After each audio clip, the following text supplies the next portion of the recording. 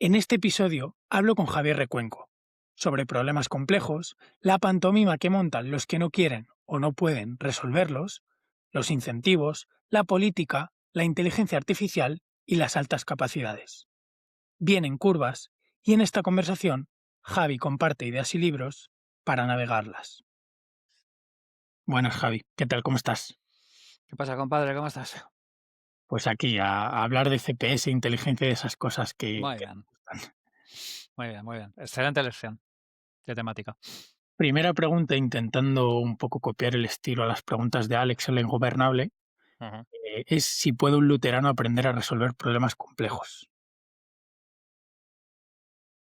Pues supongo que sí, supongo que sí, supongo que sí, supongo que sí. Pero lo que estábamos hablando un poco antes fuera de micrófono, ¿puede un ingeniero convertirse en una especie de celebridad de mierda? Sí. Pues puede un luterano al final del día, sí, también. O sea, lo que puede ser es funcional. O sea, no lo llevan en la sangre, no le sale de manera natural, no es algo que es, pero puedes terminar siendo funcional. Así que yo me imagino que sí, que un luterano puede terminar haciendo CPS. Porque, ¿qué tienes en contra de los luteranos? O sea, ¿dónde viene No, ese...? no, no, no, no, no, no, no, no, no, Nada, ¿eh? no es un posicionamiento anti. O sea, quiero decir, mi planteamiento es que llevamos 200 años con una relativa tasa de cambio relativamente pequeña, lo cual ha premiado de alguna manera al ejecutor, al trabajador y a la persona con disciplina sobre lo que mi amigo César Astudillo llamo los que somos malos en la ISO 9001, los que somos, digamos. Entonces es sencillamente un planteamiento de decir, vamos a ver, o Pedro Herrero, que es otro amigo también, resume con aquello de me cago en la Bauhaus. De algún modo que nosotros tenemos una cosmovisión que es más útil en entornos de máxima incertidumbre como los que estamos ahora, en entornos de exploración y en entornos de descubrimiento de un nuevo mundo y un poco también, naturalmente, de asunción de la identidad propia. O sea, quiero decir, yo planteo el tema del luterano como oposición a lo que yo me siento personalmente o a mis genes o a lo que he heredado y cosas por el estilo. Pero no creo que lo plantee en términos de bueno o malo, sino de más o menos adecuado a la realidad circundante. Luego, naturalmente, claro, hay una parte que tiene que ver con el humor, con el retruécano, con el posicionamiento exagerado, estamos en la era del meme, estamos en la era de la idea pegajosa, y entonces lo llevo un poco al extremo. Pero en realidad no es una oposición cerval, es más un tema de decir, yo tengo la sensación de que hay ahora un cambio de guardia importante y es donde deberíamos intentar jugar con nuestras cartas, porque lo que no vamos a hacer es más mejores luteranos que los luteranos. Yo uso mucho el ejemplo de Moneyball como película, ¿no? Cuando le dicen aquello de si jugamos como los Yankees aquí fuera en la oficina, perderemos con los Yankees ahí fuera. Y si recuerdas el planteamiento que hace el personaje de, sí, de Brad Pitt, dices que nuestro problema es que hay equipos ricos, equipos pobres, 50 metros de mierda y aquí estamos nosotros, ¿vale? Pues no deja de ser algo muy parecido a la situación de España. Entonces, si jugamos como los Yankees en el despacho, perderemos con los Yankees ahí fuera.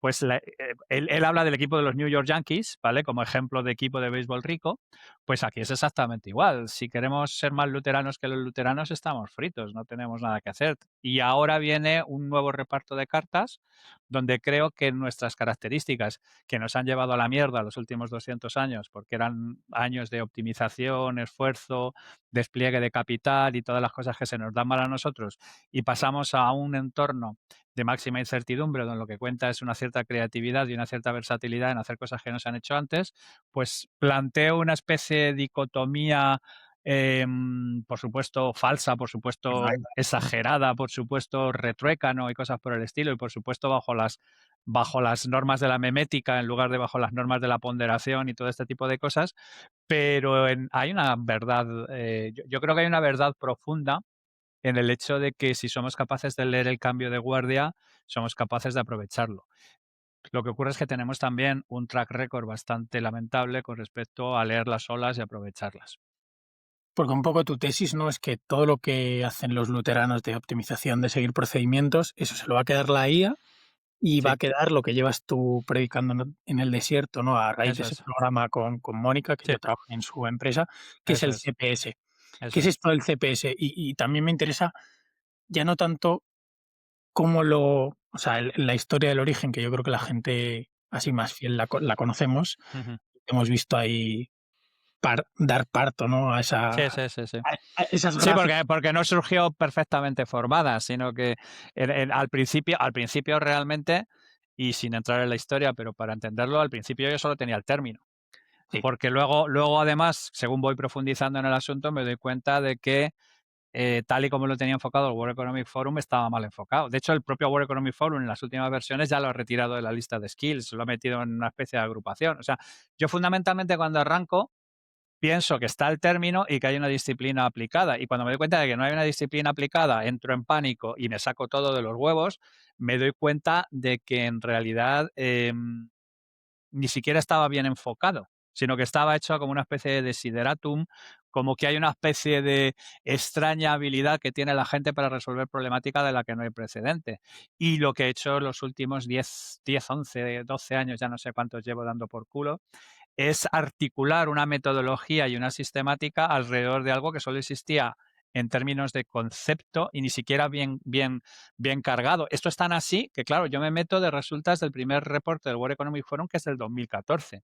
Pues el primer paper fundacional de separación de que es un problema complicado y complejo es el paper de Funke y Dorney, y es un paper de 2017. O sea que te quiero decir que es una disciplina que no es que solamente yo haya estado puliendo y mejorando y haciendo cosas por el estilo, sino que el resto del mundo tenía una serie de intuiciones que no estaban consensuadas de una manera semánticamente compartida por todo el mundo. El área del tercer sector llamaba esto weak problems. O ah, sea, había una especie de noción de qué era, pero no había una sistemática, no había una metodología, no había ni siquiera una serie de definiciones comunes.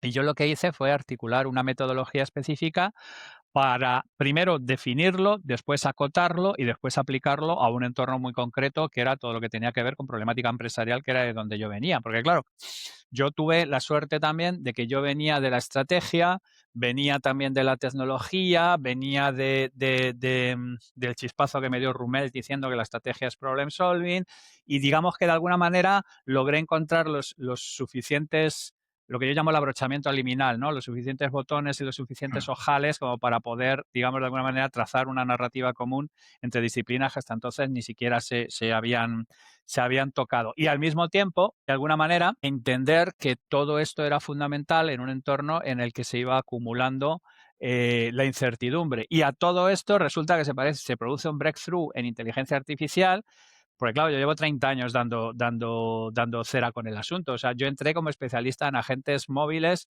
en Schlumberger SEMA en el 98. Lo que pasa es que, claro, no teníamos No había ni datas. nacido.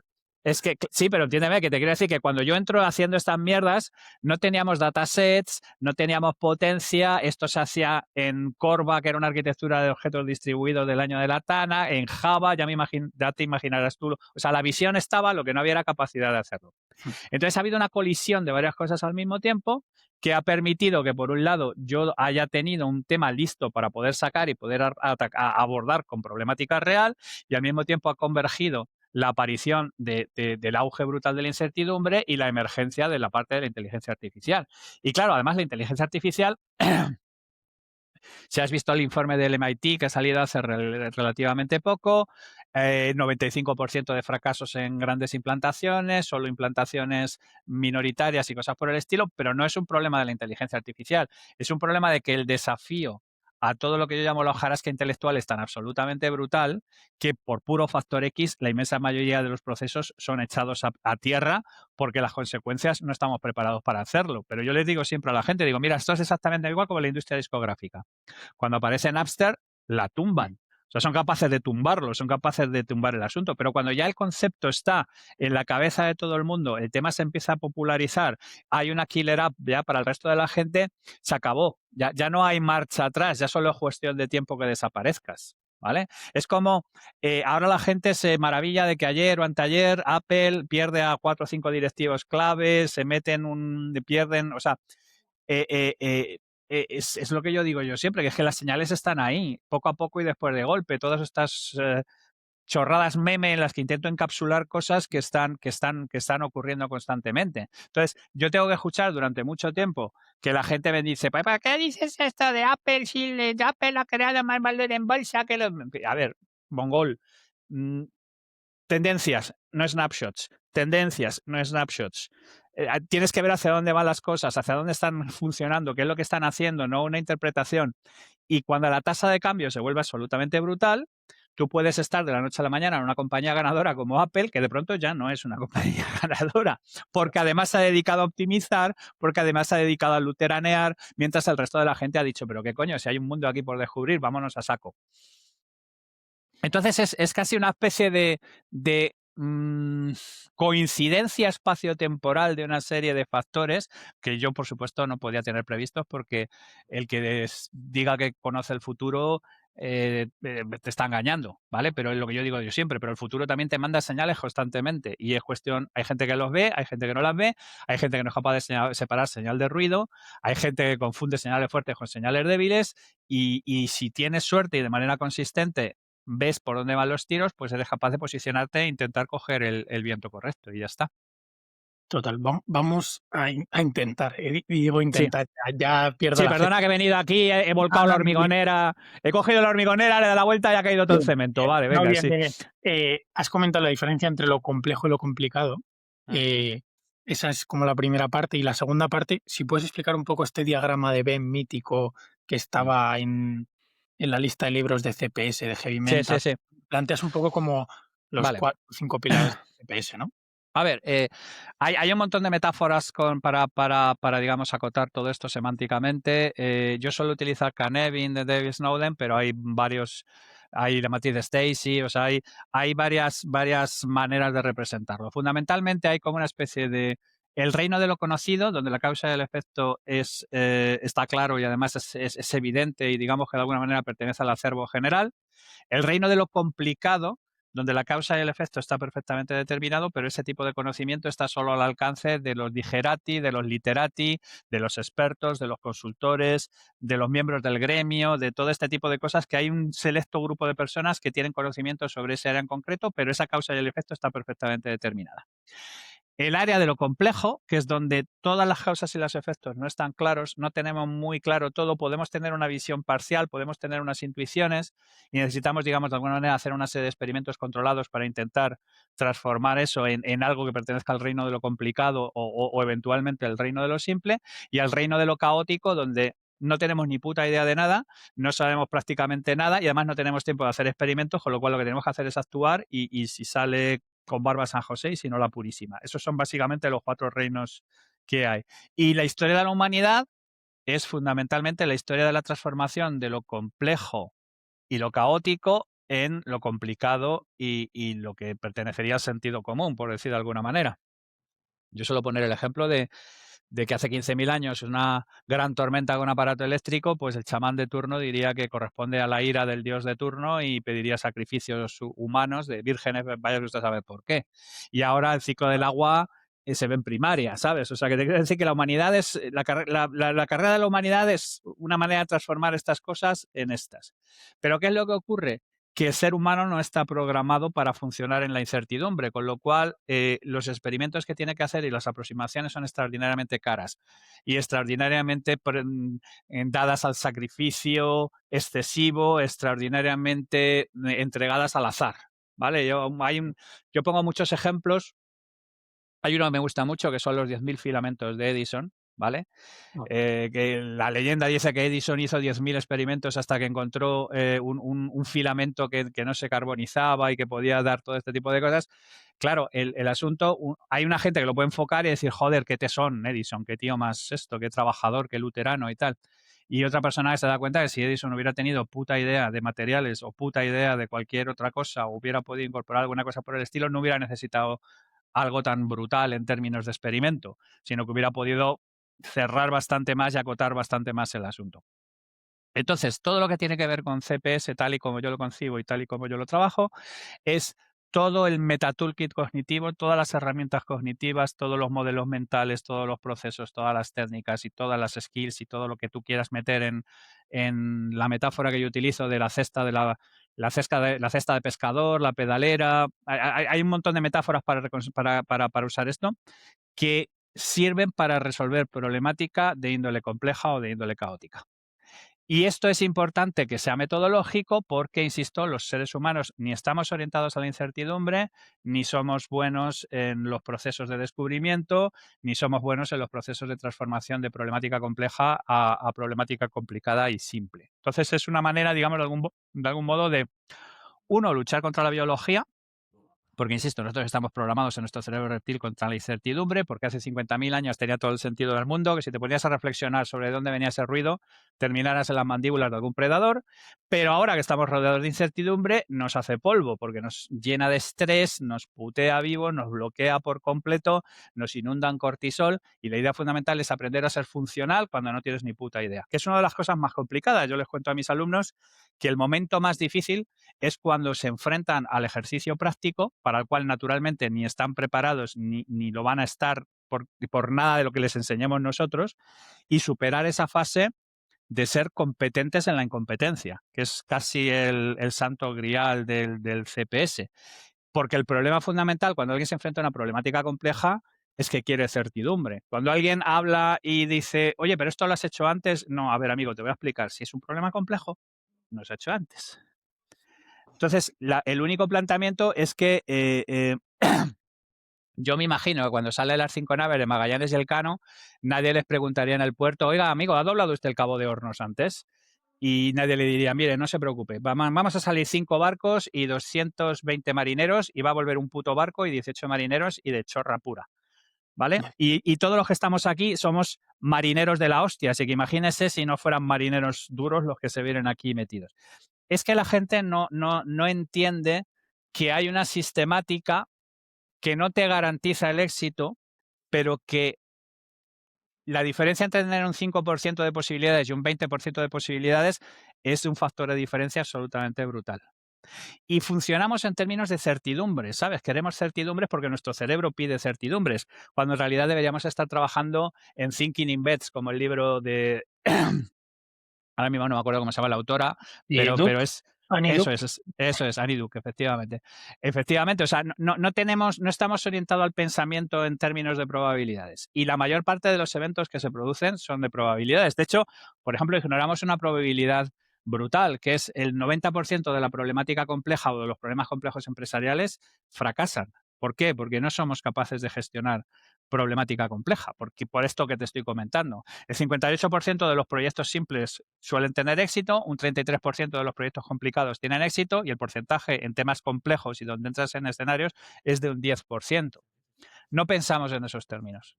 No estamos programados para diseñar en estos términos. Buscamos certidumbres donde no la hay, buscamos seguridades donde no la hay, buscamos de alguna manera sentido donde muchas veces lo único que hay es aquello que decía Sagan de que el universo no está en contra tuya, sino que sencillamente es indiferente, y no somos capaces de entender cómo abordar de manera sistemática lo desconocido. ¿Y cómo lidias o cómo lidiáis en Singular Solving con esa tasa de fracaso tan alta que por la propia naturaleza de los problemas que enfrentáis? Me ha venido a la cabeza la conversación que tuviste con Joan y ese pasaje de Taleb Sí. de desangrarse, ¿no? De corte a Sí. corte hasta que llega... Sí. A ver, hemos aprendido muchas cosas, ¿vale? Vale. Hemos aprendido muchas cosas porque nos ha costado mucho dinero y hemos tenido que perder muchos clientes por el camino y cosas por el estilo. Nosotros tenemos ahora mismo gente que se ocupa única y exclusivamente de dos cosas que normalmente en procesos complejos no se tienen en cuenta. Uno, gente especializada en truth coping. Gente especializada en ver cómo haces delivery de una realidad sin destruir a la persona que recibe esa información.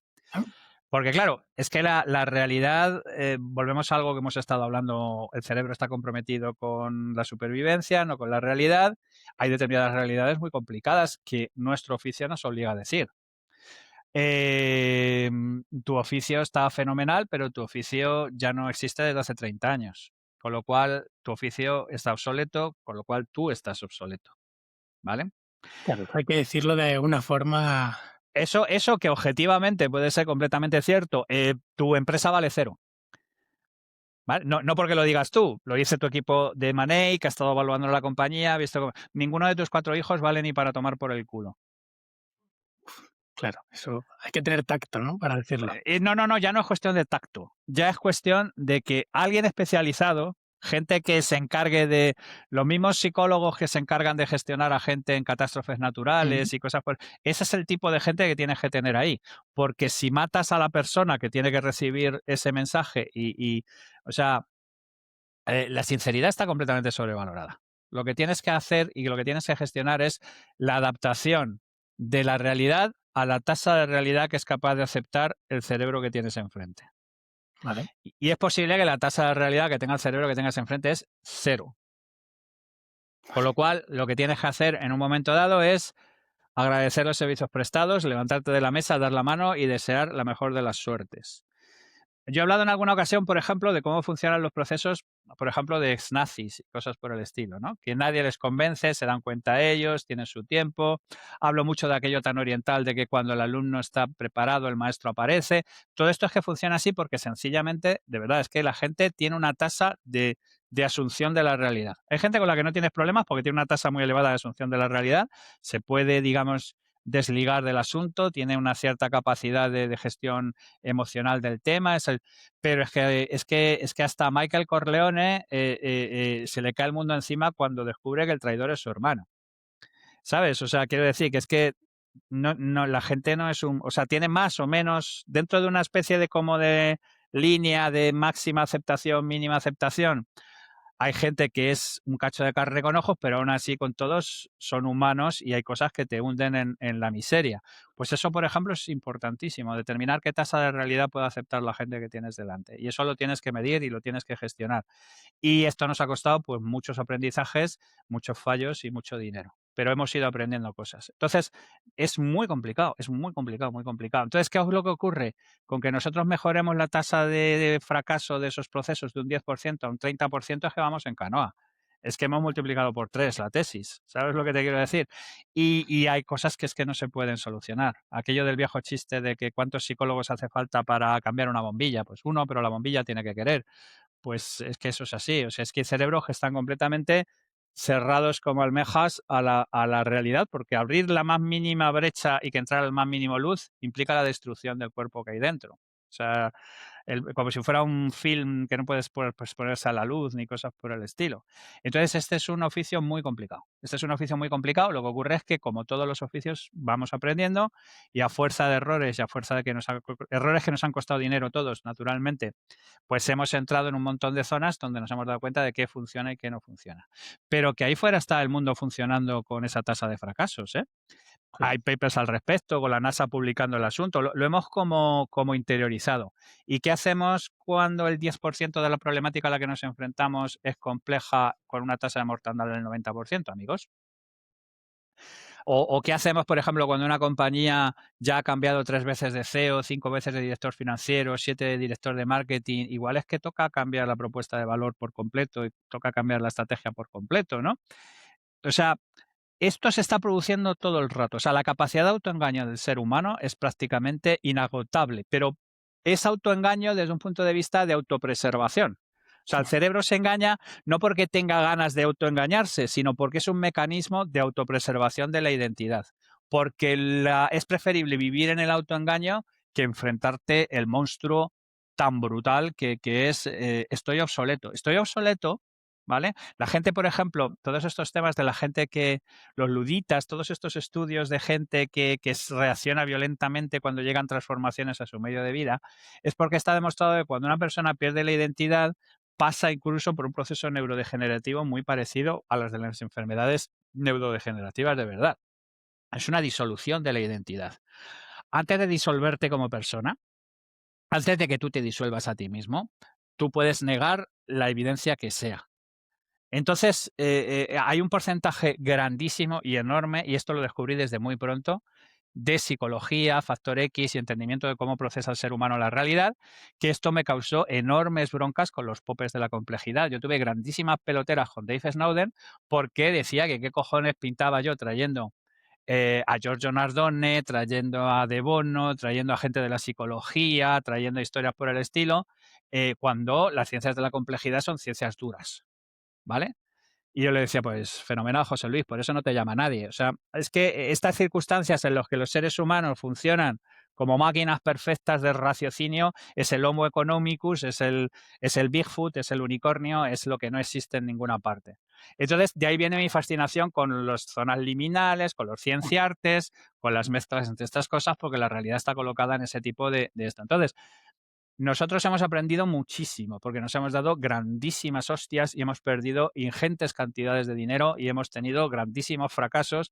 Y el fracaso, si te lo puedes permitir, es es el mejor profesor, porque es que no hay nada escrito sobre cómo gestionar esto y no había nada escrito en la intersección entre las ciencias de la complejidad.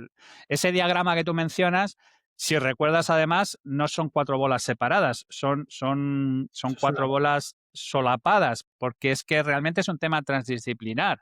O sea, es un tema donde tanta importancia tiene el business acumen, la estrategia empresarial, las macrotendencias tecnológicas, o sea, la capacidad que tiene la tecnología de cambiar por completo el mapa sobre el que se está jugando, las ciencias de la complejidad, porque es que si no entiendes de dinámica de sistemas, si no entiendes un montón de cosas, no entiendes un montón de fenómenos y lo intentas reducir a algo mecanicista. Y, por ejemplo, hay un libro que yo siempre menciono, que es este del ex McKinsey, este de Ken Watanabe, este de Problem Solving 101, que es la descomposición en problemas más pequeños y todo este tipo de cosas. Eso es Problem Solving para niños. O sea, así se arregla un reloj de cuco, pero no un problema complejo. Y luego toda la parte del factor X. Y además, factor X no solamente es lo más complicado, porque te obliga a entrar en psicología, sociología, etología, antropología, todas estas cosas, sino que además es la principal fuente de problemáticas de toda índole. O sea, el 90% de los problemas se concentran en el factor X. Si un problema se puede abordar desde un punto de vista tecnológico, de estrategia empresarial, incluso de ciencias de la complejidad, es un tema de gestionar expertos y de poner dinero encima de la mesa. Pero cuando entramos en Factor X, hay escenarios en los cuales el dinero no tiene nada que hacer. Puedes tener, como yo menciono en muchas ocasiones, ¿no? Yo he utilizado muchas veces la historia de Van Halen, te puedes separar como banda después de haber tenido el mayor éxito de tu historia, de haber vendido 20 millones de discos. Porque hay un orquestador cognitivo que es el que mantiene todo ahí en esto, que es el manager, que se deshacen de él. Entonces, es una disciplina que nosotros hemos aprendido cómo funciona y aún así estamos palpando en una habitación donde estamos viendo un poco de luz y donde estamos viendo que hay determinadas cosas que funcionan de una manera y que hay que abordar de una manera. Lo que nos alucina es la inmensa cantidad de la gente que sigue operando en habitaciones completamente oscuras y donde no hay ninguna voluntad de decir, oye, igual esto funciona bajo otras reglas que desconozco cómo funcionan. Claro, es que al final tú vas un poco, bueno, lo has comentado, ¿no? Contra esa tendencia humana. O sea, para entender un poco el CPS te tienes que leer todos los hilos turra, meterte Claro, en lo específico que es el problema y la gente, como tú dices, pues prefiere Telecinco, ¿no? Prefiere McKinsey y sí. se No, coge su manual. pero es que no es reprochable, ¿sabes lo que te quiero decir? O sea es decir, oye, mira, quieres comer esto, ¿no? Quieres comer una delicatessen. Pues te vas a tirar 6 horas en la puta cocina, Claro. más 2 horas haciendo la compra, ¿sabes lo que te quiero decir? Dice, no, bueno, me apetecería comer delicatessen, pero es que al final me voy a terminar comiendo unas croquetas congeladas. Fenomenal, ¿vale? Depende de la importancia que le des al acto de comer en ese sentido. Entonces, no hay un juicio de valor en ese sentido, pero si tú quieres abordar realmente el problema, es que hay un camino que no vas a poder evitar. Es aquello hablo yo de la ley de oro de la problemática compleja, ¿no? Que cuando alguien se enfrenta a un problema que le excede en complejidad, lo que hace es hacer una reducción al mínimo común denominador de lo que puede abordar y aborda ese fantoche en lugar de abordar el problema en realidad, ¿vale? Pues es que eso es así, pero es que lo que no puedes hacer es ir contra la naturaleza humana, que esta es otra de las partes que te enseña el factor X. Tú no puedes reprochar a la gente que se comporte como humanos siendo humanos. Claro. O sea, tú no puedes decir, pero ¿por qué no actúas racionalmente? Coño, pues porque es un puto humano. Si fuera un robot de Amazon, actuaría de manera racional, pero es un humano, ¿sabes? O es un niño. ¿Por qué el niño ha pintado la puta pared de la habitación? O sea, ¿qué lleva a un niño a ir al armario de la pintura, a coger las pinturas, pintar? Pues coño, que es un niño. Está experimentando, no es consciente de lo que lleva aparejado todo este tipo de cosas. Pues aquí ocurre exactamente igual. Tú no puedes decirle, ¿por qué esta persona no actúa racionalmente? Coño, porque la empresa tiene problemas con su hermano, tiene problemas con su hijo, tiene un montón de responsabilidades. O sea, no podemos de alguna manera hacer aquello que hacíamos los ingenieros de vez en cuando, ¿no? De crear la vaca esférica. Decir, oye, vamos a simular esta situación con presión y temperatura estable, o vamos a intentar... Eso es construir modelos mentales en base a algo que no es realidad, pero el CPS tú no puedes construir modelos mentales, sino que tienes que darte cuenta de que hay un montón de variables que están funcionando, dinámica de sistemas complejos, y intentar controlarlo dentro de lo que puedas, que no es algo que puedas controlar porque no es algo predecible. Lo que sí puedes hacer es, de alguna manera, darte cuenta de por qué la gente lo que hace, porque, insisto, tampoco es que la gente no es racional, ¿vale? Eso ya te lo digo yo de entrada. No. Tampoco es que sea irracional, es aquello de Ariely de predeciblemente irracional. Y una persona lo que se hará es ser irracional y luego racionalizar por qué lo ha hecho. O sea, en lugar de admitir, mira, hice esto porque tengo miedos, porque tengo esta historia, porque tal o porque cual, lo que hará es racionalizarla. Entonces, con todo esto hay que jugar. Con todo esto hay que jugar. Y naturalmente, por ejemplo, tú tampoco puedes esperar que alguien te acepte a pie firme lo que tú le estás diciendo. Dices, mira, tú estás haciendo esto porque estás completamente acojonado de que esta persona venga y te sustituya en tu puto puesto, que todavía tienes un montón de letras que pagar de tu piscina climatizada y por eso te rodeas de subnormales porque no quieres tener problemas. Este es un feedback que puede ser preciso, pero que no puede ser... No, ese que comentabas, ¿no? Que hay que decírselo. Eso es. No, el truth copying es una disciplina que yo estoy flipando con lo que hay ahí. Nadie tiene ni puta idea de truth coping. Y hay gente que sí, pero está trabajando, pero está en el gueto del recurso humano, o está en el gueto de la. Porque además es que esta es otra cosa tremenda, ¿vale? Hemos separado en dos mundos que no se hablan, el mundo de la gestión del factor X y el mundo de la estrategia empresarial. Entonces, si tú perteneces a este mundo, ves a esta gente como ve pantomima full a los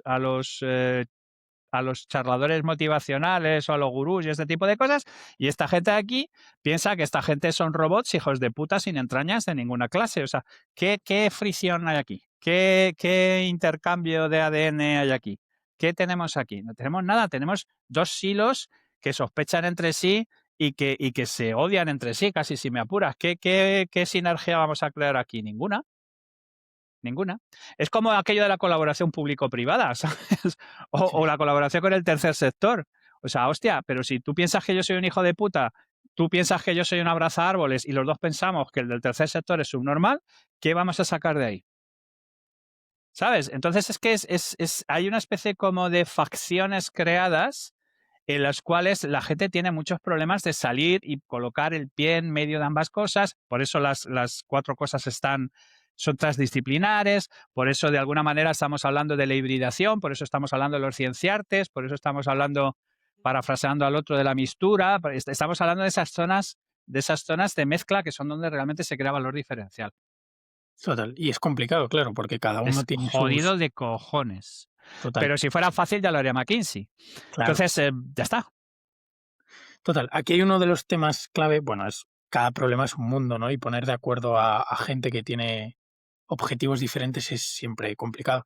Pero para mí uno de tus mejores tweets, lo voy a leer y entramos en el concepto que está detrás, que dice, sustituir los incentivos es siempre la solución y los incentivos de quien puede sustituirlos es siempre el problema, ¿no?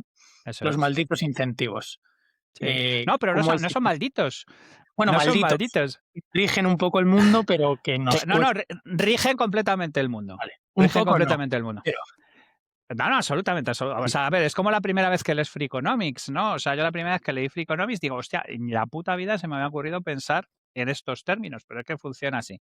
¿Cuál es el problema? El problema no son los incentivos. Volvemos a lo mismo. ¿Por qué? Porque lo que te he dicho antes, no puedes reprochar a los humanos que sean humanos. Es que eso no es viable. O sea, no puedes terminar una tema diciendo la solución es que los humanos dejen de ser humanos. Eso no es articulable, no es ejecutable. ¿Cuál es el problema auténtico? El problema auténtico es que la gente que tiene la capacidad de cambiar esos incentivos y organizarlos hacia el propósito que tienen, no tienen realmente ningún incentivo para cambiarlos. ¿Vale? Y entonces por eso se monta el kabuki, ¿vale? O sea, lo que yo digo de la pantomima machine y todo este tipo de cosas. ¿Qué es lo que ocurre? Cuando tú no tienes incentivos reales para solucionar el problema, porque solucionar el problema no va a favor de tu historia, pero tienes que decirle al resto de la gente que estás ocupado resolviendo el problema, Entonces atacas a esos espectros que te estoy comentando o sea, lo he hablado muchas veces con Jaime Rodríguez de Santiago de esto. Decir, mira, tío, cuando un gobierno, por ejemplo, no tiene ni idea de cómo abordar el problema de la vivienda, lo suyo es ir a por Airbnb. Porque O es algo que es crear un ministerio de la vivienda. o crear un ministerio de la vivienda, o cambiar el nombre al Sareb y llamarle Calle Sí. 47, porque Depeche Mode ya estaba cogido, ¿sabes? Hay un montón de gente haciendo esfuerzos denodados en hacer como que hace. ¿Vale? Y eso crea una sociedad del simulacro, el gran teatro del mundo, una especie de gigantesca pantomima, donde hay un montón de gente que hace una serie de símbolos porque no puede atacar al bicho, ¿sabes lo que te quiero decir? No puede atacar el problema, o bien porque no tiene capacidad, o bien porque no quiere realmente, porque va en contra de sus propios incentivos y sus problemas de agencia. Y O entonces porque hay un son ellos el montón. problema, o Claro, parte. claro, exactamente. Entonces se crea una especie de ritual y el problema fundamental es que cuando ya le ves el ritual, es como lo que yo digo siempre, ¿no? Cuando ves la C en el logo de Carrefour ya no puedes dejar de verla. Pues una vez que ya ves la pantomima, ya te das cuenta de que prácticamente no tenemos nadie interesado en resolver problemáticas real. Tenemos a un montón de gente, escenógrafos, camarógrafos, ritualistas, es todo como una especie de es como los sacrificios para parar la peste, ¿sabes? Es como este tipo de cosas en las cuales tú canalizas tu impotencia ante el problema real entre algo simbólico que bien para ti o bien para el público da a entender que te estás poniendo a hacer algo al respecto, pero no estás haciendo nada porque no tienes capacidad de abordarlo o porque tus incentivos no están en solucionar el problema en cuestión. Total, yo escribí hace tiempo un texto que lo titulaba La función, ¿no? Que es un poco como que la gente hace que hace, pero nadie Sí, hace. sí. Sí, sí, no, Entonces, pero es eso, es porque hay dos cosas.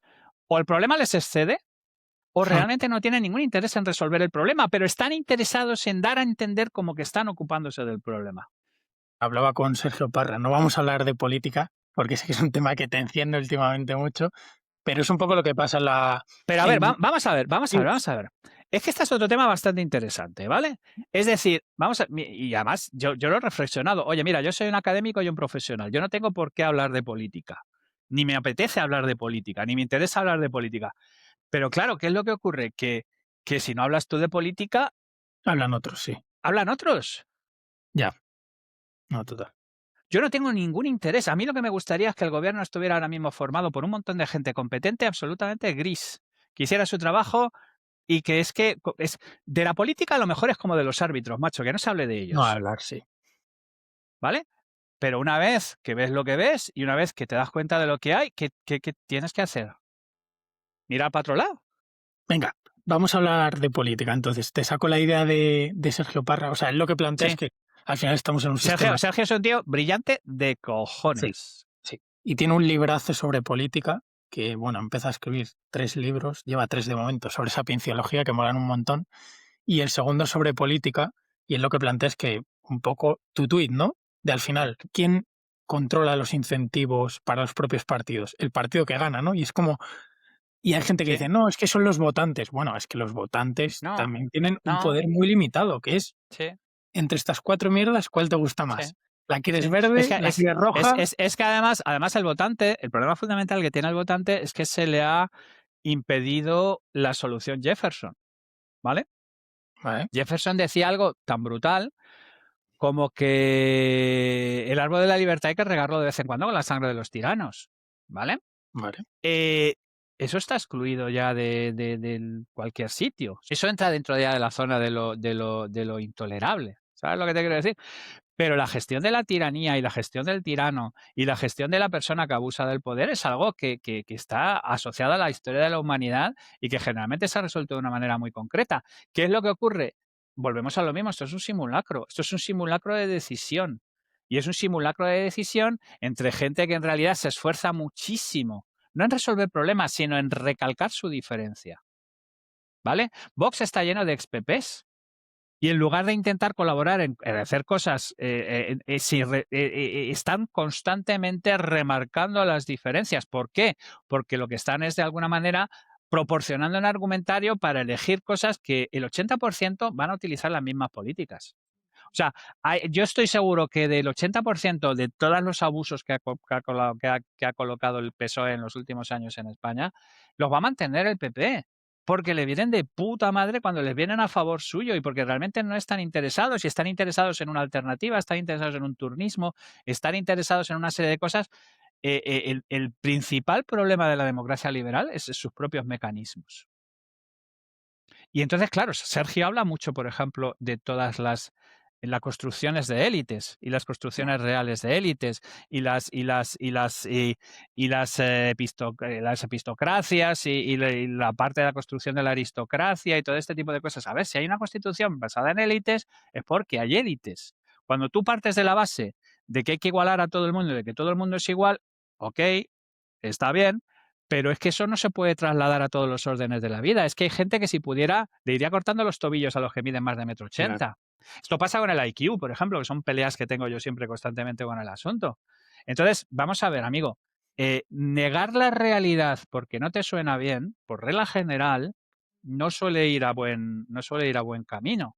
Entonces, estamos metidos en una mecánica donde realmente no hay ningún interés en solucionar la problemática y en el momento en que no hay interés en solucionar la problemática, pues evidentemente la problemática se va a enquistar y lo único que vamos a hacer es degenerar.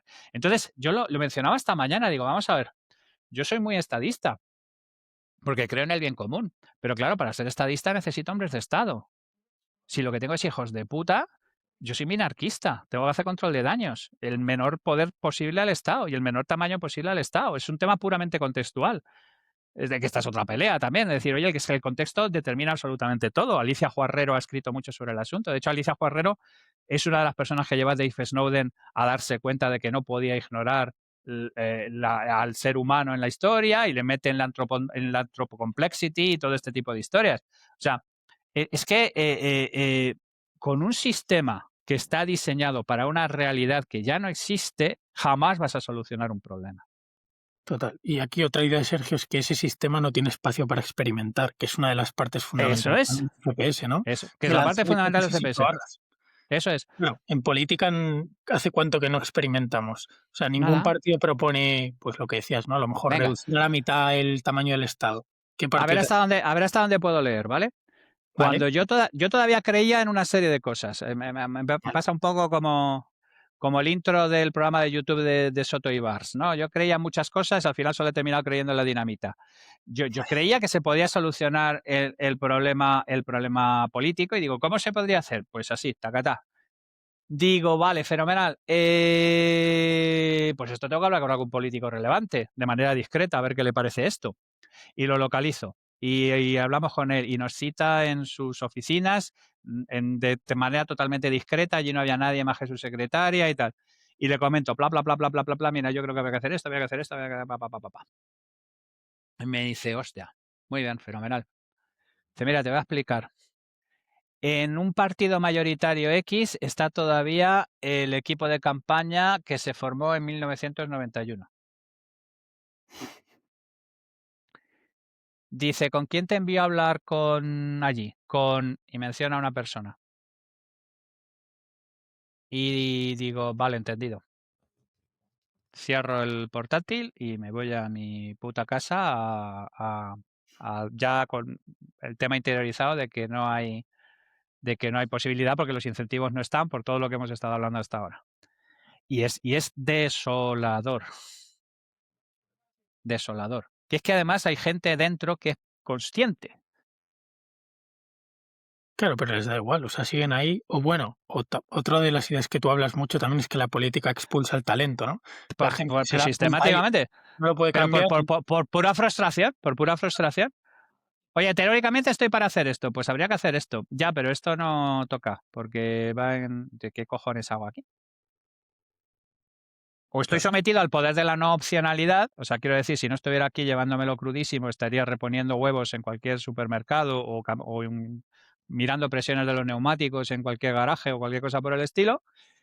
Pues claro, es que por eso esta gente defiende absolutas estupideces con una aplomo y una consistencia y un como si fueran verdades entregadas por Dios a Moisés en la cima del monte Ararat. porque la opcionalidad de esta gente es irse a rebuscar entre las basuras. La gente que tiene opcionalidad está haciendo cosas que le dan sentido a su vida, no frustrándose sobre la imposibilidad real de crear cambio real. Total. A mí lo que me parece todavía más desesperanzador es que nos convenzan a la mayoría de, claro, es que si no van a gobernar los fascistas, si no van a gobernar los comunistas y nos mantienen esta idea Son de, exactamente el claro, mismo, o sea, son maquinarias de constitución de poder. El Audaz, cuando era concejal o estaba de consejero en Caja Madrid, era el facha, ¿sabes lo que te quiero decir? O sea, defenderían lo que hiciera falta, o sea, es que da igual, son maquinarias de poder. La ideología es solamente la manera de excitar a los espíritus débiles, a los que todavía creen en todas las cosas y no solo en la dinamita. o sea, conclusión, abracemos la dinamita y Sí, sí, sí, sí. Hombre, no el nihilismo, porque el nihilismo es estéril, ¿vale? Pero desde luego no confiar o sea, no creerte los relatos para niños que te ponen encima de la mesa. Y sobre todo denunciar siempre al poder y a los hijos de puta. total. No, y no confiar en los políticos, en ninguno, en que te No venga. puedes. Si es que aunque si llega un honesto de Te van a verdad, fallar, van a fallar. terminará saliendo por la puerta. Porque no es un entorno para gente honesta, ya está. Total.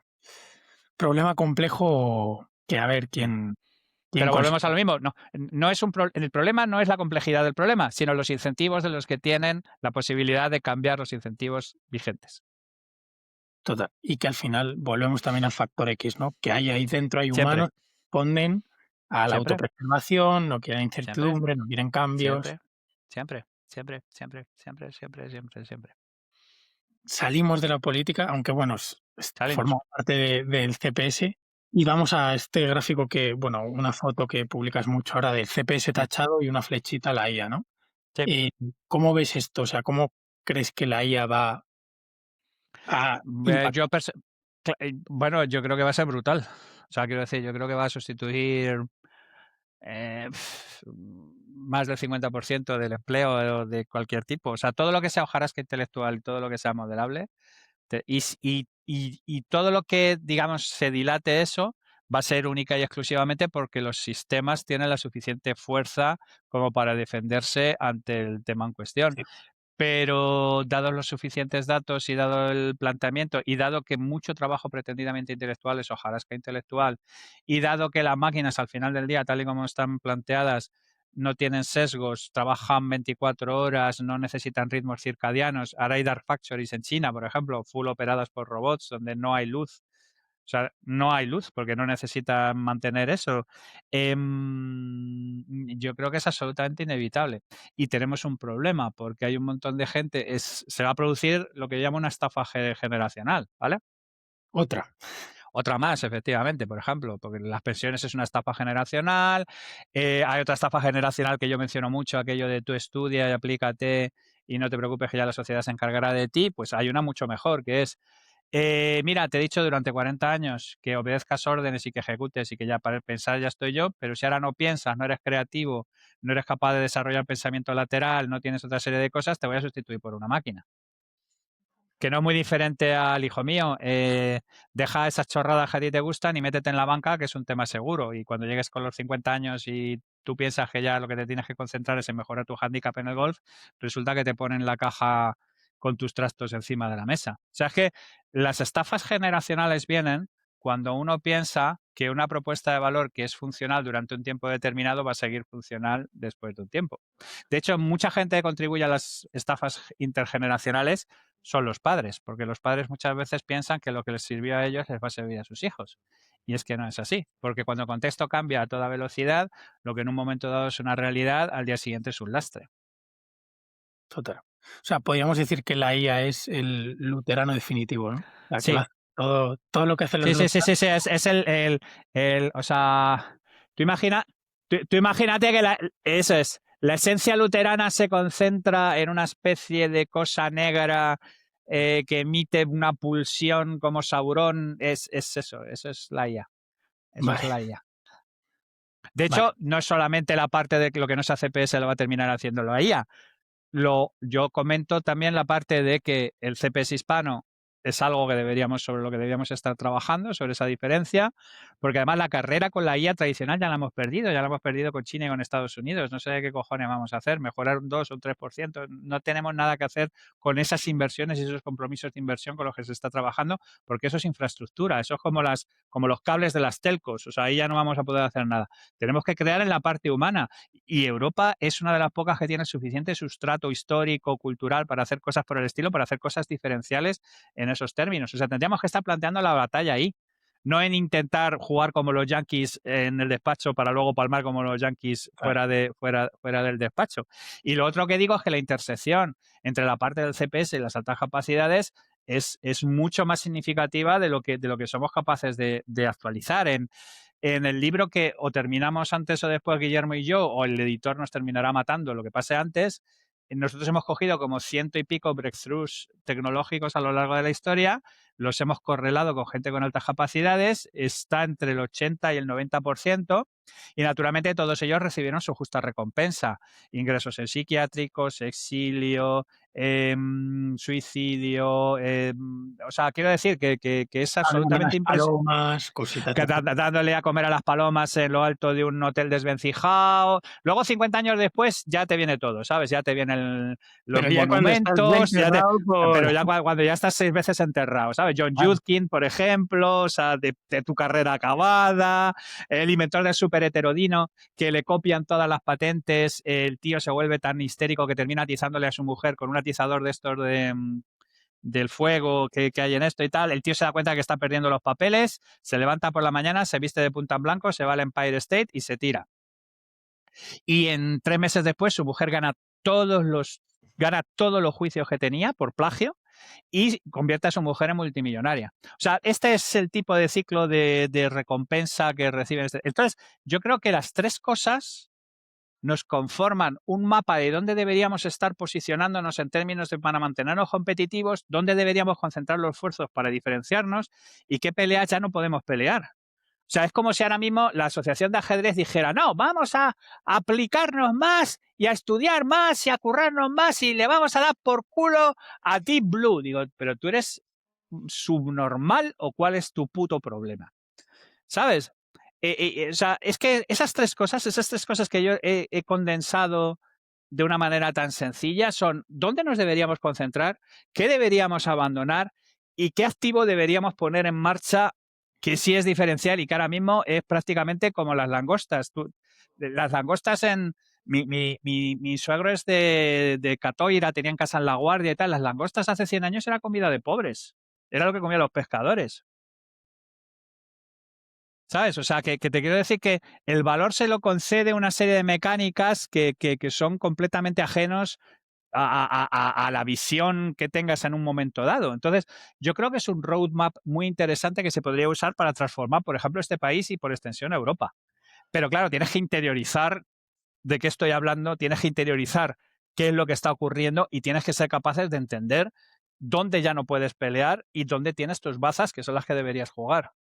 Total. Antes de entrar en altas capacidades, que justo has sacado el tema, por cerrar este bloque también de CPS y su relación, tú hablas del santuario humano, ¿no? Tienes una charla TED por ahí que es un poco de nuevo, pues igual que el CPS es un poco el contenedor de todas las habilidades que Ujú. consideras necesarias para resolver problemas, el santuario humano es como lo que nos va a quedar, ¿no? Después de la Sí, era de la IA. ¿Qué, correcto. qué incluye este santuario?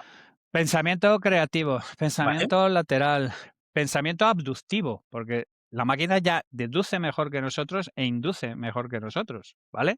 Pero el pensamiento abductivo, que es llegar a conclusiones con datos incompletos, eso es algo que todavía no está emulado.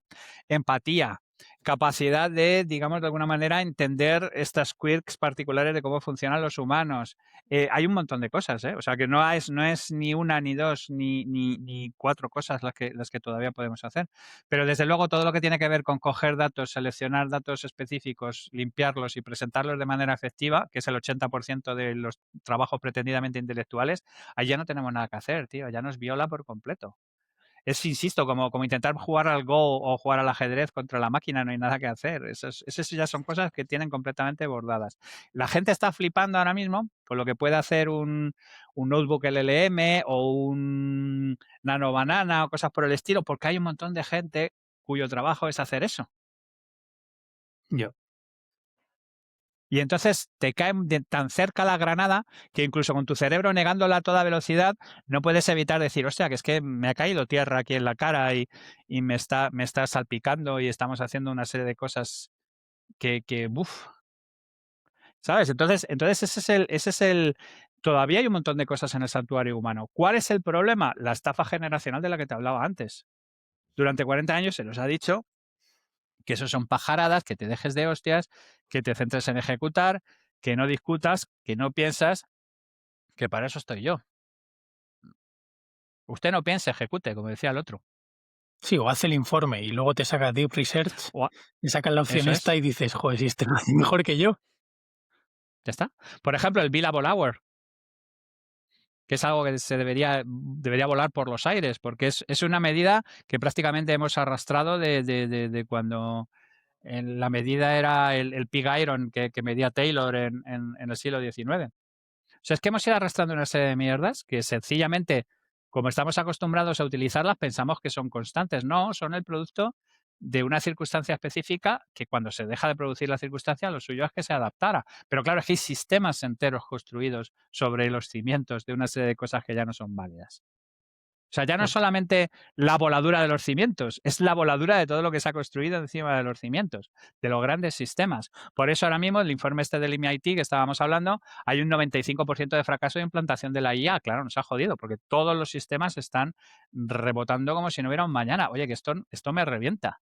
Pues ya te digo yo que si hay gente interna y hay pasivo-agresividad y hay un montón de cosas, eso no se implanta en una primera iteración, ya veremos en la segunda. Y ya veremos a ver qué es lo que hacen para competir con compañías que nacen nuevas, que no tienen que defender un statu quo, que no tienen que defender un sistema. Porque ahora la gente me dice, pues es que los bancos han sobrevivido muy bien a toda la transformación digital y tal. Yo, claro, sí, mira, ¿sabes lo que pasa? La edad media de la nómina, ¿cuál es? 53 años. Échale un vistazo a cualquier encuesta. Para cualquier menor de 40 años, un banco no existe. Es un concepto que o sea, el concepto de ir a un banco es una cosa demencial, no tiene nada que ver con ello. ¿Qué es lo que ocurre? Volvemos a las agencias. Hay un montón de gente que está pensando que, bueno, perfecto, pues para cuando esto se culmine, yo ya espero haberme jubilado y el que venga detrás que arre. Esto se ve perfectamente, por ejemplo, en el libro Lights Out, con la transición de lo que dejó Jack Welch a la gente que vino detrás de ellos. Y Jack Welch es mi ídolo desde el punto de vista de la pantomima. O sea, el tío se lleva 900 y pico millones de bonus, ¿vale? Te escribe 20 libros diciendo lo de puta madre que es como CEO y la puta poca idea que tienes tú de hacer el asunto, y mientras hunde por completo el futuro de General Electric. Pero claro, como no estamos acostumbrados ni a la gratificación diferida ni al castigo diferido, ahora la gente se lleva las manos a la cabeza de por qué 4 top ejecutivos de Apple se van porque Apple ya no va a ninguna parte. Mientras me han estado dando por el culo, cuando yo estaba diciendo los 10 últimos años que el maquinista se había muerto, que el tren seguía funcionando, porque los resultados de Apple, porque el dinero de Apple, porque está sentado en una montaña de cash, porque no sé qué, pues si no tienes a nadie para ejecutar esa montaña de cash, pues te vas a ir a la mierda. ¿Sabes? Es que la gente no gestiona las cosas diferidas. Ni gestiona la gratificación diferida, ni gestiona el castigo diferido. Y por eso digo yo aquello de poco a poco y después de golpe. ¿Sabes? Y como la gente no entiende estos básicos modelos mentales de cómo funcionan las cosas, pues hace exámenes poco profundos, hace sense-making pobres y naturalmente saca conclusiones lamentables. Total, que extrapolamos también de forma lineal y que Eso es. de los top de empresas quedan muy pocos si miras, si haces zoom out, ¿no? Y miras cada 50 años o cada 100 años. No hay, o sea, muy poco. ¿Tú has visto?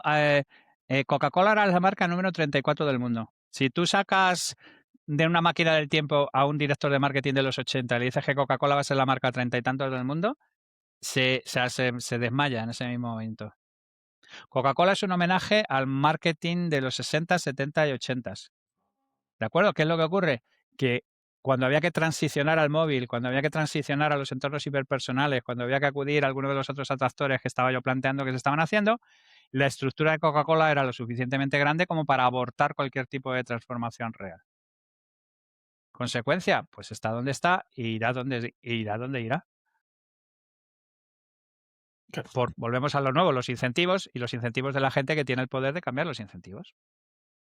Sí, que te llegan nuevas bebidas y a lo mejor te van quitando cuota de mercado poco a Pero es que poco. además tú imagínate que sale una cosa como Liquid Death, que es la polla. Liquid Death es beber agua con pinta de malote en un bar. Ya. Y la gente lo Pues tú paga, ¿eh? imagínate, claro, exactamente, tú imagínate, yo no sé si lo ha comprado, si lo compra en un momento dado Coca-Cola, convertirán Liquid Death en mierda. Lo mismo que no sé si fue Unilever la que compró Billion Dollar Shave, que era una compañía direct to consumer. Tú en el momento en que lo insertas en un ADN que tiene que ver con fast moving consumer goods, pues te lo has cargado. ¿Sabes? Es que el problema es el sistema. Ya. Es que no hay hibridación real, no hay mezcla real, no hay funcionamiento real. En la mayor parte de las fusiones y las adquisiciones no se crea valor, porque el ADN del que se impone se acaba con el y lo que consigues es algo más grande que hereda los problemas del que se impone. Sí, que muchas veces es mejor comprarlo y dejarlo ahí que haga lo que Bueno, sea. de hecho es comprarlo y dejarlo ahí y esperar a ver si de alguna manera termina reventándote a ti y tú ya tienes otro Siendo tuyo, vehículo. sí. Tú has visto por ejemplo, claro, Google compra YouTube, ¿vale? Sí. O este tipo de compras normalmente funcionan si les dejas a la gente en paz y no les das por el culo. Porque en el momento en que se impone uno al otro, estás frito. Porque normalmente tú has comprado esa compañía porque necesitas una transfusión de sangre porque tú ya estás avejentado y tu modelo ya está avejentado. Si vas y exterminas a lo que hay ahí para implementar lo que es procedimientos que tienes en tu pestaña avejentado, has convertido de pronto una compañía pujante en otra mierda corporativa como eres tú.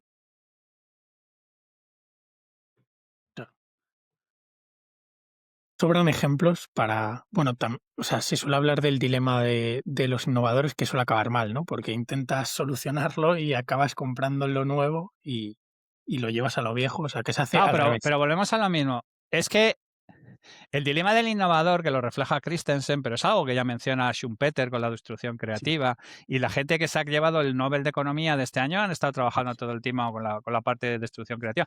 El problema fundamental es que para saltar de un trapecio y coger el siguiente, hay que saber cuándo soltar el trapecio en el que estás. ya. Y durante un momento estás suspendido en el vacío. Y si lo sueltas antes de tiempo, lo sueltas después de tiempo, terminas en el suelo del circo. Entonces hay un montón de gente que intenta prolongar el tiempo que está en un... Tú imagínate que esto fuera como saltar un trapecio, pero el trapecio en el que estás está ardiendo. ¿Vale? O sea, tienes 2, 3 minutos para saltar al siguiente trapecio, o si no, tu trapecio se irá abajo, se irá en llamas. Pues hay un montón de gente que no es capaz ni de saltar, ni de soltar, ni de calcular cuándo es el tiempo, ni de hacer las cosas como es debido. Y yo utilicé en uno de los primeros hilos turras la metáfora del hotel de Hilbert. Las compañías son eso.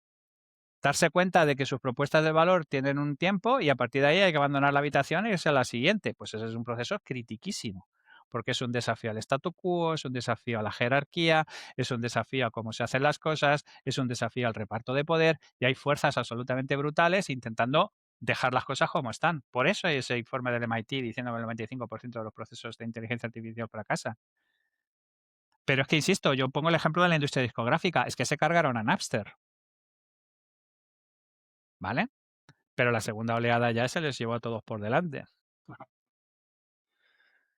Sí, y yo creo que el problema también del trapecio, por rescatar otra metáfora que usas tú mucho, es la de la rana hirviendo, ¿no? Que no Sí, quema el fuego como tal, sino que poco a poco eso ese es, trapecio se va descomponiendo y cuando te quieres dar eso cuenta es, no hay trapecio y te estás eso cayendo es. al suelo.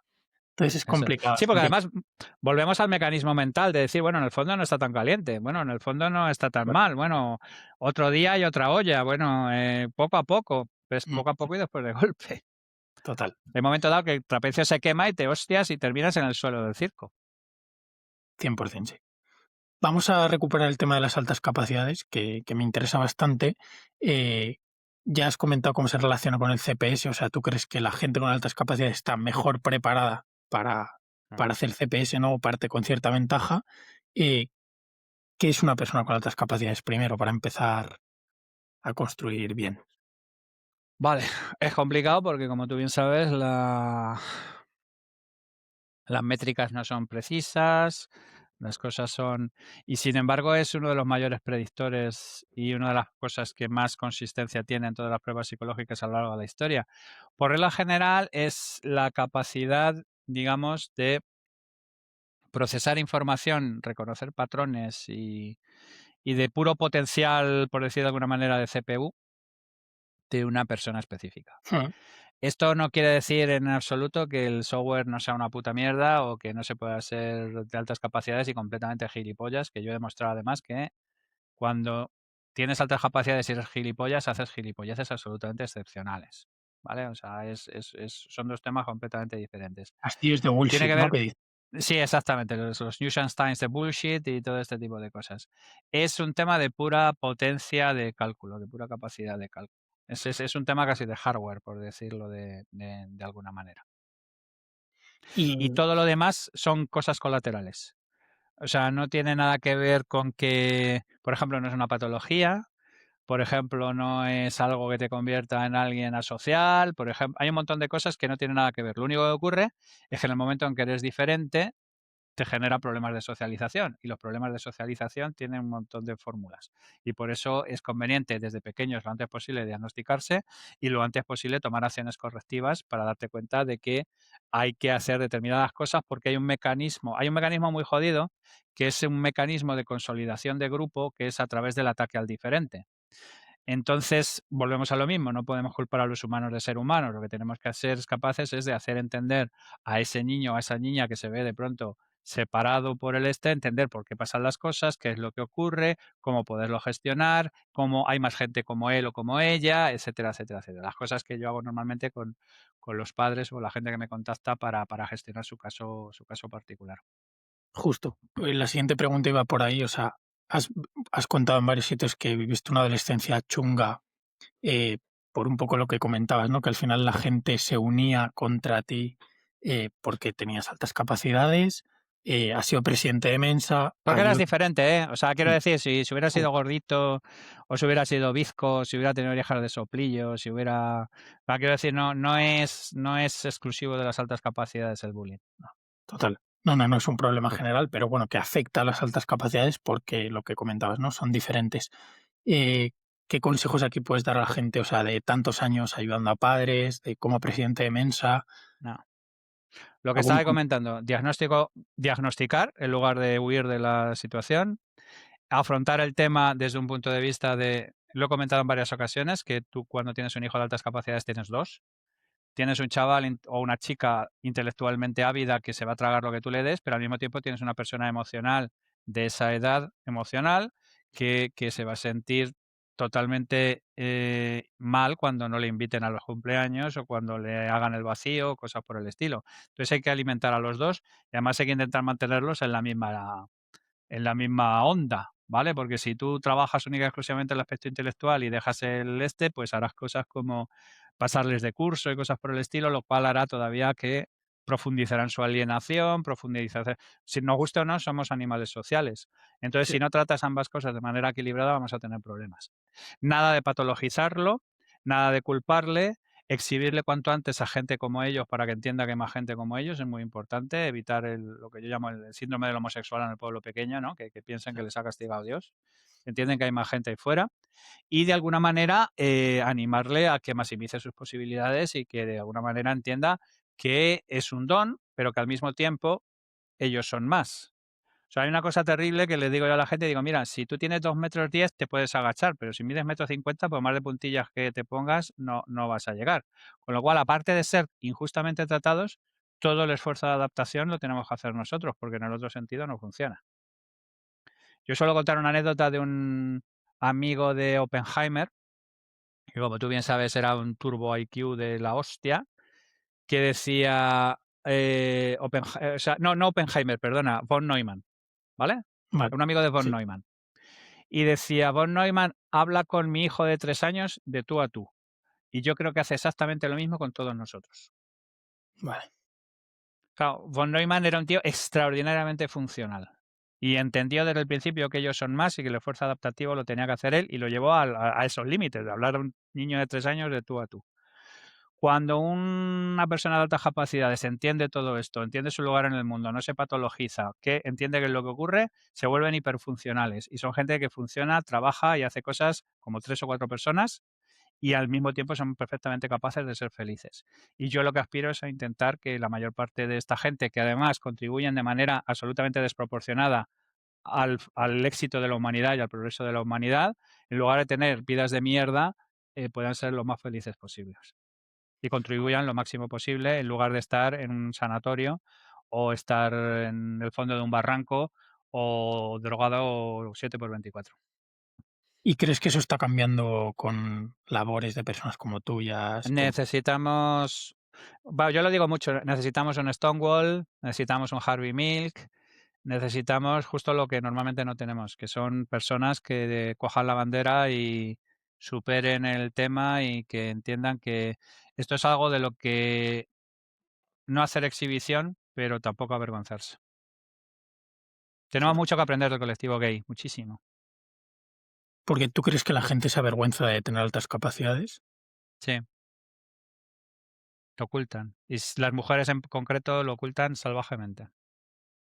Y es por un tema de lo que decías de discriminación un poco al diferente. Es un tema de que ellas maduran antes que nosotros y se dan cuenta que esto no les sirve para nada de lo que quieren. No les sirve para hacer amigos, no les sirve para mejorar en estatus, no les sirve para ligar más, no les sirve para todas las cosas que les interesan con 13, 14, 15, 16 años, con lo cual se hacen las rubias, disimulan y fuck you. Ya. Bueno, y lo que decías que se echa un poco a perder ese don, ¿no? Se echa completamente a perder. Ya. Es Es una como si, yo siempre lo digo, esto es un recurso país, deberíamos tratarlo como un recurso país. Esto no se cría en ningún sitio, no hay minas de esto en ninguna parte, es un tema que puede marcar una serie de diferencias y el sistema español es un especialista en crear, porque además damos muy buen material, naturalmente para el resto del mundo. No sé, alguien me enseñó una lista de los 100 principales científicos en computación cuántica, 20 españoles. Hay gente española llevando cosas, naturalmente en la Bahía, en San Francisco, pero un montón de fondos de Deep Tech en Abu Dhabi, en sitios todos desperdigados por todo el mundo, donde les han dado un sitio donde crecer, madurar y poder desarrollar sus capacidades, claro. no, en España hay un talento brutal. Me escuchaba hace poco una entrevista en Ignit a no me saldrá el nombre de la empresa, pero bueno, que han mandado un cohete o Sí, hicieron pruebas, el Miura, sí, sí, sí, el sí, nombre sí, de la empresa, pero que están ahí haciendo con dos cosas. cojones, ¿eh? Sí, Que yo además les oí en una primera conferencia cuando estaban ahí decir, hostia, vaya huevos. Tenemos unas empresas además en España absolutamente tremendas, que la gente desconoce por completo. En Billete Empujo y No Subes, unos empresones de la hostia con un montón de gente con un montón de talento. Nosotros tenemos como fat tails en la parte de la derecha y en la parte de la izquierda. tenemos España, sí, sí, total. Pues vamos con unas preguntas de cierre, que voy a ser respetuoso con tu tiempo. Estaba el otro día Gracias. comiendo en casa de Carliqui y me dijo Mira, que te preguntara un titán. por Jennifer Batten, que Sí. tiene que Jennifer Batten es mi guitarrista femenina preferida. Jennifer Batten, claro, Paje Carlick es un puto freak de Michael Jackson. Jennifer Batten ha sido eh, durante mucho tiempo la guitarrista de Michael Jackson, pero es que Jennifer Batten yo la conocí en un guitar player del 87 que venía un flexi disc en el vale, que tocaba una versión del vuelo del Moscardón que yo me quedé turulato con tapping y entonces yo me di cuenta de varias cosas. Uno, que las mujeres podían tocar la guitarra también o mejor que los hombres y dos, es que además tenía ya una pinta absolutamente loquísima. Tenía ya esa cabellera rubia, mohawk que tenía una Ibanez verde preciosa bueno, yo me quedé completamente turulato con el asunto. Así que Jennifer Batten en mi corazón siempre. Así que Carlicky, bien ahí. le mandamos saludos a Carliqui si lo escucha, que seguro que lo De escucha. hecho, como antes no había información sobre guitarra, yo tengo una carpeta con mis guitar players, mis fotocopias de los temas, de las canciones, de cuando tocar la guitarra era una odisea absolutamente brutal, que ahora la gente tiene toda la información que quiera y la gente toca menos la guitarra que nunca, es una cosa absolutamente acojonante. Pues tengo el guitar player con Jennifer Batten en la portada y con un flexi disc, que era una especie de disco, pero era era una hoja, ¿vale? Mm. Y que la colocabas encima de un disco, lo pinchabas y funcionaba exactamente igual que un disco. O sea que, vamos, tengo del 87 o por ahí una imagen vividísima de ese asunto y desde entonces baten a morir. En tu corazón. Eso es. La siguiente pregunta va un poco por ahí, que bueno, ya sabes que el proyecto se llama Aprendizaje Infinito, y yo creo que ayuda mucho el asomarnos a cómo aprende, porque el proceso de aprendizaje, o sea, sí, tenemos psicología cognitiva, conductual, podemos sabernos la teoría, cómo funciona la mente, la memoria, pero luego cada uno tiene como su propio proceso, su Mm, mezcla de ideas, y mm. a mí me interesa mucho, ya te lo pregunté en el Rincón de Aquiles hace años, pero bueno, me gustaría también ver si ha cambiado cómo aprendes tú en tu día a día. No, no, no. Y bueno, yo aprendo porque yo soy un curioso patológico. Y entonces eso es como, yo qué sé, no sé. Eso me convierte en alguien sumamente inflamable.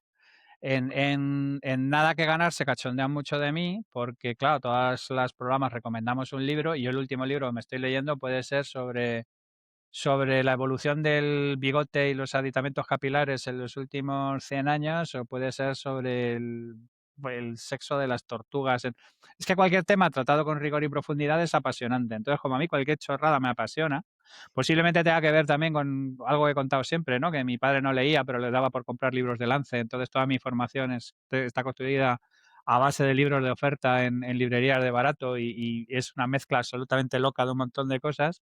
Y claro, me conozco pues los métodos clásicos, las Bárbara Shawclis, todo lo habido y por haber, pero en realidad lo mío es que no se me ha apagado ese fuego, tío. Y eso se traga lo que le eches. Entonces a mí déjame en una habitación oscura con 3 libros random y me los terminaré apretando porque a no ser que estén extraordinariamente mal escritos, o sean extraordinariamente mierdosos, o no sean rigurosos sobre lo que sea, pues sacaré algo del asunto porque tengo una especie de llama que no se apaga nunca, como el fuego ese eterno que hay en el pozo ese en Bakú, que hay una fuga que no es, pues a mí me pasa igual. Entonces O sea, no he tenido ningún tipo de, o sea, no tengo ninguna señal de que se me haya apagado, o que se haya y eso quieras tú que no. De hecho, por ejemplo, eso me llevó a cuando empecé con el tema de los hilos turras, empecé a mencionar el tema del CPS y tal, me pidieron un libro CPS. Yo digo, coño, no lo hay, ni lo está escrito, ni hay nada por el estilo. Pero voy a contar todos los libros que me han ayudado a entender partes del asunto. Y entonces es cuando salió la lista de los libros CPS y al final terminas con 300 libros. Pues es que en cada libro, por malo que sea, normalmente hay una o dos pepitas que te salvan la vida y mientras no se apague esa llama, yo sencillamente voy a seguir echando al caldero todo lo que pille. total. Y luego fuiste a escribir un libro de CPS y terminaste escribiendo uno de estoicismo, ¿no? Sí, sí, efectivamente, esa es otra historia brillantísima que Rullé Domingo puede certificar y Guillermo también. Y aquí estamos 8 ediciones después, o sea, que es que la Ni vida es tan mal, ¿eh? la vida es una locura, tío. Pero bueno, una locura que nos trata bastante bien, no nos podemos quejar. Sí, Ah. sí, sí, sí. No, la verdad es que no, la verdad es que no. Últimas dos preguntas ya. ¿Qué consejo le darías a un joven que está empezando su carrera profesional? Facilita. Bueno, yo siempre digo lo mismo, que no doy consejos porque no soy Popeye. Pero sobre todo que se cuestione todo lo que le digan sus padres, porque le dirán cosas con la mejor intención siempre, que posiblemente les valieron a ellos hace 30 años y que las reglas del juego han cambiado por completo. Buen consejo. También hay que hacerles caso de vez en cuando. Luego No, me... no, hay que hacerles caso más, o sea, que hazles caso mucho y bien. Sobre todo sobre cosas que tienen que ver con factor X y cosas por el estilo. Pero, por ejemplo, temas como carrera profesional, yo personalmente creo que es una zona donde tu padre o tu madre, con la mejor intención, normalmente te meten en la mierda. Ya. Mi padre, por ejemplo, estuvo haciendo trabajos de mierda toda su vida, camarero, cartero, extra en los estudios Chamartín y tal. Cuando entró en Telefónica, pues se cogió el moco de su vida y claro, estuvo allí hasta que se prejubiló, pudo comprar una casa, darnos carrera. Bueno, carrera no, porque yo empecé a trabajar con 18 años, yo me pagué la carrera a partir del el último trimestre del primer curso, ya me lo pagué yo y de ahí para adelante me lo he pagado yo todo. pero él pudo montar una familia y tal. Claro, cuando yo me fui de Telefónica cogí un cabreo de puta madre. O sea, cogí un berrinche que me dejó de hablar una temporada. O sea, con la mejor intención le puedes joder bien la vida a tu hijo. Sobre todo en temas de elección de carreras profesionales, cuando ahora mismo estamos en un entorno en el que prácticamente todo el libro viejo está siendo reescrito. Total. Sí, que muchas veces en esas cosas hay que...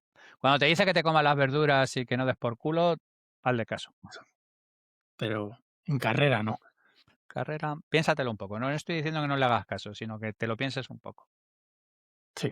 Bueno, yo terminé estudiando Administración y Dirección de Empresas, una carrera, bueno, tú lo has dicho, ¿no? Pinta y colorea, bastante fácil. Había a compis míos que les costaba, pero Mira, hay dos personas que son muy conscientes de eso. Una eres tú, de tu carrera, y otra es Carlos Padilla, que es muy amigo hablando de periodismo. Que son carreras de estas de, o sea, de azotarse y tal. Decir, joder, no, no. Son aprendizajes que te llevan por una serie de caminos que, bueno, que a lo mejor hay más empleabilidad o menos empleabilidad, o más dificultad o menos dificultad, pero no, a priori es muy complicado determinar qué es lo que va a funcionar y lo que no. no, total. Y a mí, a ver, me ha dado el trabajo lo que he hecho fuera de la carrera. O sea, el Por eso, leer, el moverme, el hacer cosas. O sea, que la por carrera eso. importa. No, a ti no te ha ido mal, no te ha ido mal. Pero hubiese elegido algo más duro como carrera, si Sí, hubiese estudiado carrera.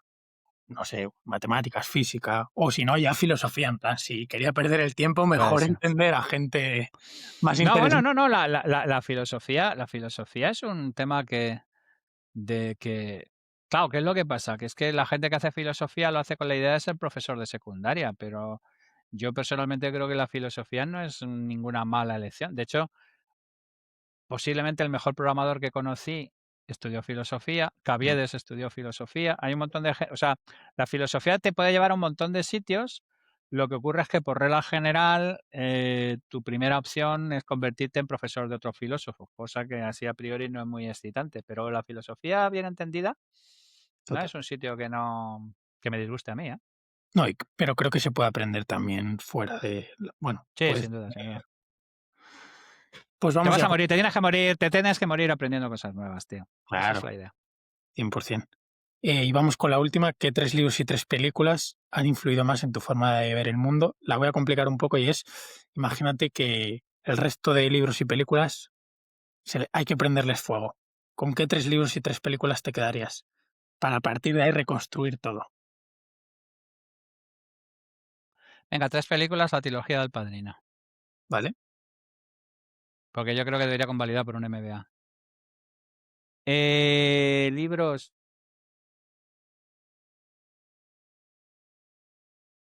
Good Strategy, Bad Strategy, sin duda. Thinking in Systems, porque fue el primer libro escrito para laymans en sistemas complejos, que luego me permitió entrar a los duros de verdad. Porque, por ejemplo, había visto Caos y Orden, pero no me había podido meter dentro. O sea, Donella Amidus lo que hace de verdad es acercar las ciencias de la complejidad al layman, ¿sabes? A la persona que no esto, y me parece. Y el Mientras lo tercero. piensas, o sea, el de pensar en sistemas ya lo ha recomendado Val, que se ha pasado por aquí, y es Sí, más un sí, sí. libro de texto introductorio, pero es que Sí, sí, está súper bien. pero para los que no han tenido contacto Sí, está súper bien. con esto, es un ¡guau! Entiendes todo, Em, nunca es de Eso los es. sistemas, retroalimentación. em,